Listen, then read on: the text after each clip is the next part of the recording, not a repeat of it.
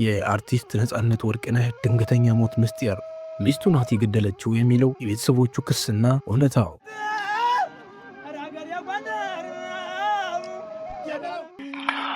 ዓለም በሚገልጸው ቋንቋ ስለ ነፂ ተነግሯል።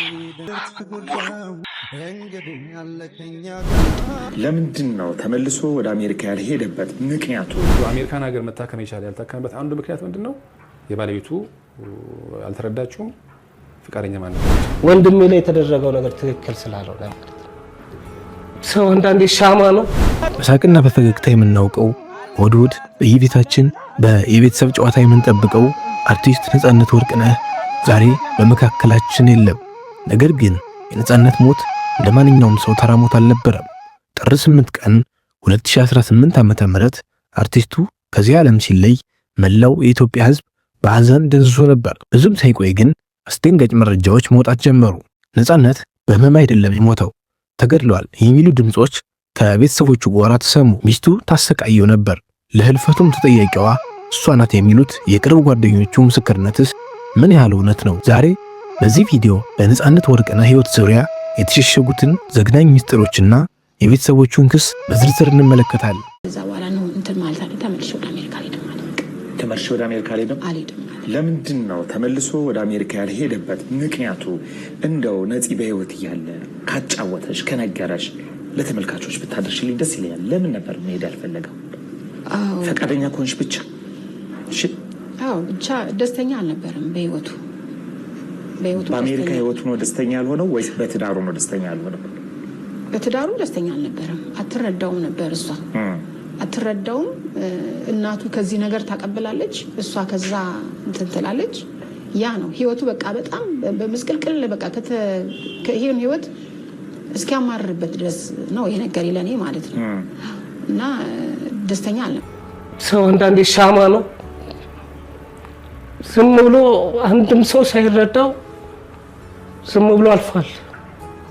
በቃ በህዝብ መሃል የኖርኩ ሰውዬ እዛ ሆስፒታል ሆኜ አንድ ሰው መጥቶ አባከና የሚለኝ ሰው አጣሁ። እና ሰው ባየው ቁጥር አልጋ ላይ ሆኜ ሰው እንደዚህ ነበር የሚናፍቅ አይነበረ መጥቶ ቴኬር የሚያደርገኝ ሰው አጣሁ። እንዴት ሊሆን ይችላል ያልኩት። በቃ እንደዛ ነው የነበረው አለኝ። የቤት ውስጥ ስቃይና የቤተሰብ ክስ። እንደ ቤተሰቦቹና የቅርብ ጓደኞቹ ገለጻ ከሆነ የነጻነት ወርቅነህ የቤት ውስጥ ህይወት ከምናየው ፈገግታ ጀርባ ሲኦል ነበር። ቤተሰቦቹ በይፋ እንደተናገሩት ባለቤቱ ነጻነትን ከቅርብ ዘመዶቹና ከእናቱ ጋር እንዳይገናኝ ያግደው ነበር። ነጻነት ታፍኖ ነበር የኖረው የሚሉት ጓደኞቹ በቤተሰቡ ውስጥ ይደርስበት የነበረው የስነ ልቦና ጫናና እንግልት ለጤናው መታወክ ዋና ምክንያት እንደሆነ ይከሳሉ። ለመሞቱ ምክንያት የሆነው ለረጅም ጊዜ የታመመው ህመም ሳይሆን በቤት ውስጥ ያጣው ሰላምና እንክብካቤ ነው የሚለው የቤተሰቦቹ ጠንካራ ክስ ዛሬም በማህበራዊ ሚዲያ ላይ መነጋገሪያ ሆኖ ቀጥሏል። ሁሉ ምስቅልቅል ከመፈጠሩ በፊት ግን ነጻነት ወርቅነህ የጥበብ ፍቅረኛ ነበር። ሚያዝያ 3 ቀን 1975 ዓ.ም አዲስ አበባ ውስጥ የተወለደው ነጻነት ገና በወጣትነቱ በአዲስ አበባ ዩኒቨርሲቲ የቲያትር ጥበብ ትምህርቱን ተከታትሏል። የመጀመሪያው እውቅናውን ያገኘው በሀገር ፍቅር ቲያትር በሚቀርበው ፍሬሽማን በተሰኘው ተውኔት ነበር። በዚያ መድረክ ላይ ያሳየው የተለየ የትወና ብቃት ወደ ሲኔማው ዓለም በሩን ከፈተለት። ሲቲ ቦይስ፣ ሳልነገራት፣ ያንቹ ሌባ 2 እና ቾምቤ በተባሉ ፊልሞች ላይ በመሳተፍ የኢትዮጵያ ሲኔማ ወሳኝ ኮከብ መሆኑን አረጋገጠ።